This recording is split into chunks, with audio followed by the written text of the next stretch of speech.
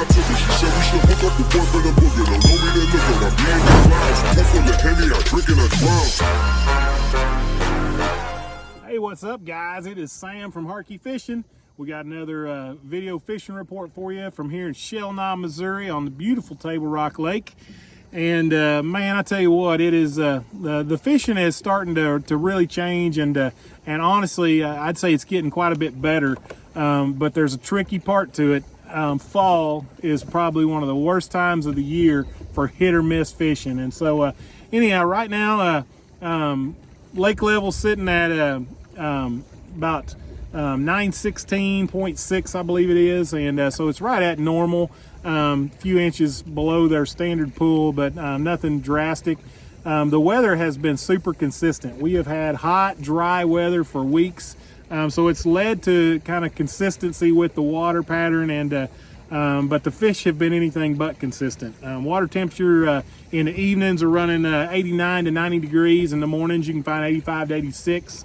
I've had a lot of opportunities to get out this week and fish, both day and night fishing, and so there's a few things going on. The first off, the day fishing, the big NYFA tournament was this last weekend. It was a 4-fish limit tournament. It took I think it was 13.5 pounds to win that with 4 fish. That's 4 solid fish. You know, that's over a 3-pound average. That's a heck of a good bag of fish. My son Mason, they got 6th place in it with 12.06, I believe it was, something like that. And so they had 4 nice fish. And you know, just a little bit about kind of how they caught them. They started off throwing a topwater, the Berkley Chapo. They were using bone colored, man, right off the bat, they caught a double keeper. If you've never caught 2 fish on one cast, that is fun. One of them hit the front hook, and the other one was so mad it hit the back hook. And so anyhow, I caught 2 fish at once. You can't beat that. Put 2 keepers in the boat on one cast. That's pretty fun. They switched to drop shotting, just like we've been kind of talking about. Did a little drop shot, and they caught some shorter fish. In the end, they found a brush pile that had some good ones on it. They used a Chomper's jig and green pumpkin, purple flake, and they put a 3.5 and a 3 in the boat on that. And then they culled up once with a big worm, 10-inch old monster plum worm. So, you know, they had a great weekend. I was super proud of them, and man, a lot of kids had a good time. Some of them struggled. You know, that's just the nature of this lake, and it happens like that a lot. So congrats to those winners, and good job. But a little bit about what the you know, so far for your day bite, man, throw that top water up until about 9:30 or 10 o'clock in the morning. You can have a lot of fun. I certainly recommend that Berkley Chapo. Bone color works great, especially in low light. And if you happen to get a cloudy day, man, you can fish that all day long. And it's really been working good. I've not thrown a spook a lot, but I don't see any reason why they wouldn't hit a spook as well. I'm in the same situation. There has been a few schools coming up. Now, most of these schooling fish have been smaller. We're talking 14 to 14.5 inch Kentuckys, but man, it's a blast when they're boiling all around you. It's just a lot of fun to catch them. And so you can also catch them with a swim bait. I did that this last weekend. Actually went out for some walleye. The walleye I've been biting really good on pea gravel points. About 20 foot of water. I've been using a drop shot, but putting an earthworm on it, and actually caught a couple walleye doing that, and had some friends that caught a few more. That's been a lot of fun, just kind of playing around, goofing around. Caught some perch that were bigger than my hand. I mean, had some fun with that. It's fun to just go out and enjoy being outside. So day bite, start with that Chapo. Once it gets a little brighter, these fish are just starting to get in the tops of trees. So you can find water, and it really doesn't matter per se the depth, but if you can find standing timber that tops out in you know, 25 feet deep up to about 10 feet deep, there's a lot of fish starting to suspend in those. And to be honest with you, that is tough fishing. If you don't have live scope, it makes it a challenge, but I can tell you can still catch them. Live scope, we've been catching fish for years, way before live scope. You know your banks that have standing timber, you can find them with down imaging. But find that standing timber, and keep in mind, it's not 25 foot of water. The fish are about 20 to 25 feet deep, and they're in the tops of trees that top out about that depth. So you may be fishing 50 foot of water.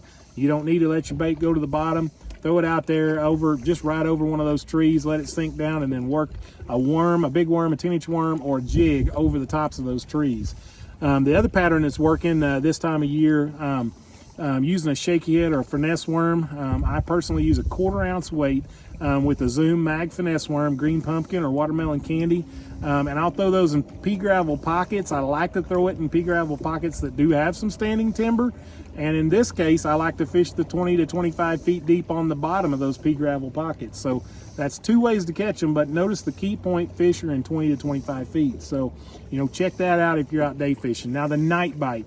We've been talking about this spinnerbait bite coming on, and it has. But the frustrating thing about that is you can come out here one night and absolutely crush them. I mean, I've had several trustworthy friends that have been putting 17 to 19 pound stringers together on the blade near the dam. So, you know, there's pretty good blade bite up that way. But then I have some other close friends that are deadly with a spinnerbait that have been up that way and have caught 1 or 2.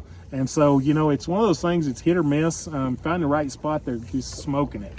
You can come out the next night and not catch a thing. So, you know, what you got to do is be kind of flexible. If you get out here, you know, and you're wanting to throw a blade, you know, pick a bank like I would try 2 styles. First thing I would do is get in a pea gravel pocket and fish 5 foot deep water, burning that black spinnerbait with a 3/4 ounce spinnerbait, black nickel blade, Colorado blade, size 6, 7, even 8. That's the first thing I do. If they're not hitting that, go to a steeper bluff, like a 45-degree bank on the main lake, and throw that blade. If that's not working for you, you got to totally switch it up. Move out to some pea gravel, or even these fish are really liking the chunky rocks. We've been talking a lot about conservation brush piles. You can try those. It seems to me like the fish are starting to move out of those and start their fall transition. So find a chunky rock bank and in about 20 to 25 feet of water, or find you a pea gravel bank in about 20 to 25 feet of water, and try throwing a jig or a 10-inch worm in that. Kind of the gnarlier the better. Those fish like cover, and even though they're not necessarily in brush piles, if you can find a rock pile or some rocks, or heck, just some submerged brush that's not necessarily a conservation pile, there's been some good ones in it. We had 14-pound sack the other day, just kind of, I call it trash fishing, just throwing what we could find that we thought looked like good cover, and we had a nice limit, took 2nd place in the last Friday night tournament. So doing all right, did pretty good in the last Wednesday night or 2, and so tonight's another night. Gosh, we'll just kind of see what happens. It's been a grind, so you know, keep your lines wet. You can't catch them if you ain't off the couch. So till next time, guys, good luck. Have a great time out there enjoying the outdoors, and come visit Table Rock Lake, Shell Knob, Missouri. We'll see you next time.